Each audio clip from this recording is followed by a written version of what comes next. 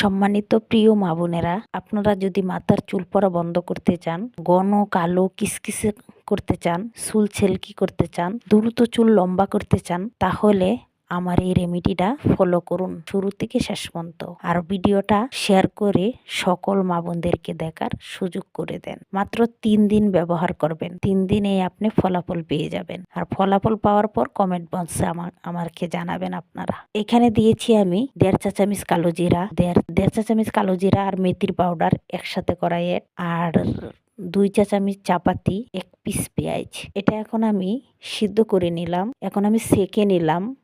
এখন পেঁয়াজটা দিয়ে ব্লেন্ডার করে নিলাম। এখন আবার ছাঁকনি দিয়ে ছাঁকবো। ছাঁকার পরে এটা প্রথমে আমি মাথার চুল ফাঁকা করে করে চামড়ায় দিব, মাথাটা ম্যাসেজ করব, তারপরে পুরা চুলে লাগিয়ে আধা ঘন্টা রাখবো। আধা ঘন্টা পরে সুন্দর করে মাথাটা ধুয়ে নেব। 3 দিন ব্যবহার করেন, ফলাফল নিজ চোখে দেখে নেন।